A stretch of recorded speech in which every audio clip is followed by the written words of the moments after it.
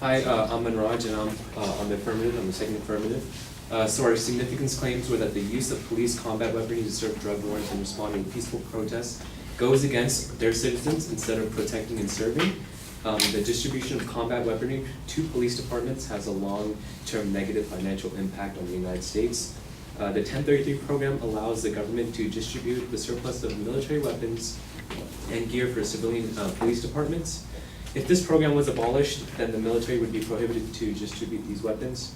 And our other claim is that if the 1033 program was abolished, then the government would not have means for dumping military weapons. Therefore, the manufacturing of excess military weapons would no longer be needed, allowing there to be less money spent on the military.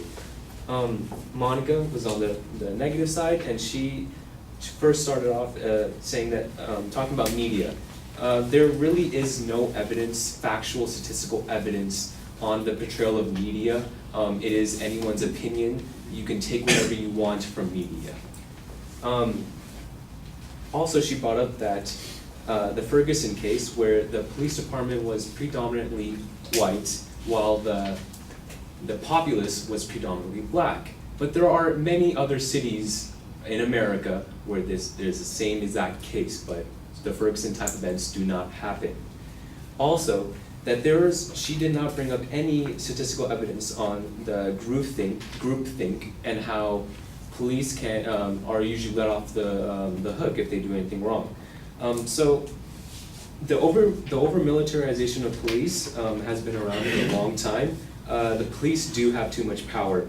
I'll tell you guys a story about this baby. The baby Boo Boo was 19 months old. Was in his crib when the house was raided by the police.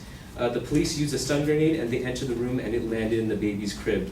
Boo Boo was burned and after his recovery had permanent skin damage to his face.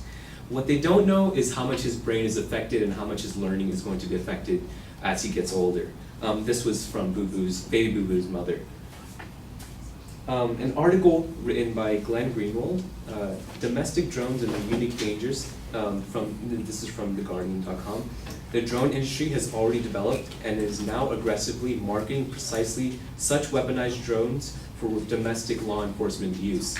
So the police is getting more military weapons. They are becoming more militarized, and private companies are now dabbling into the police. There's another article named Groups Conserve Over Arming of Domestic Drones by Washington CBS. Chief Deputy Randy McDaniel of the Montgomery County Sheriff's Office in Texas told the Daily that his department is considering using rubber bullets and tear gas on its drones. So what I think is that police agencies do not need militarized weapons. They are doing fine without them. According to John Mueller, Ohio State University political science professor, the number of people worldwide who are killed by Muslim-type terrorists, Al-Qaeda wannabes, is maybe a few hundred outside of war zones.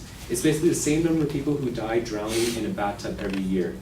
This means that the police, if they have these militarized weapons for whatever cases that they may need it on, the regular populace doesn't have stronger weapons or stuff like that.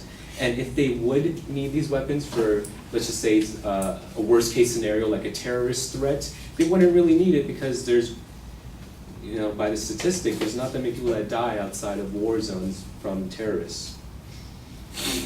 According to Sarah Larimer, writer of Ferguson-style militarization goes on trial in the Senate, from the Washington Post, there have been 624 mine-resistant armor-protected vehicles, MRAPs, such as those employed in the war on terrorism, that have been distributed to local law enforcement agencies since 2011.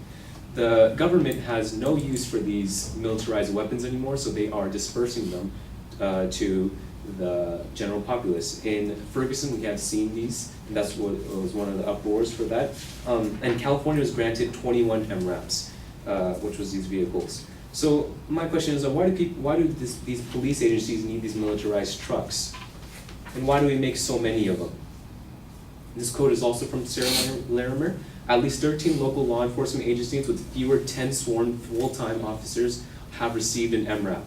For example, the police department in Preston, Idaho has an MRAP despite having only 6 full sworn officers. A lot of money has been sent to police agencies too. According to Reuters, since 1996, the Defense Department has transferred $4.3 billion in military equipment to local and state police through the 1033 program. And after 9/11, the Department of Homeland Security allowed local law enforcement to inherit a surplus of military weaponry from wars abroad through federal funds to counter terrorism. Also, money has been wasted being sent to some agencies. Kim Murphy from Los Angeles Times reports that in New York, $3 million was spent on automated public health records to help identify bioterrorism threats. But investigators for the department's Inspector General in 2008 found that employees who used the program weren't even aware of its potential bioterrorism applications. So if the 1033 program was still in place, most of this military equipment is used for trained professionals, and these police officers are not, well, most of them aren't military trained. So the 1033 program will also destroy equipment if not claimed. According to Matt Apuzzo, writer at New York Times, wrote the article "War Gear Flows to Police Departments." The Pentagon program does not push equipment onto local departments. The pace of transfers depends on how much unneeded equipment the military has and how much the police request. Equipment that goes unclaimed typically is destroyed, so police chiefs say that their choice is often easy. Ask for free equipment that would otherwise be scrapped, or look for money in their budgets to prepare for an unlikely scenario. If our country didn't make these in the first place, these extra weapons that are being dispersed out, then we wouldn't be spending extra money in the military-industrial complex. So we could be saving this money and be using it elsewhere, in other parts of America that need it.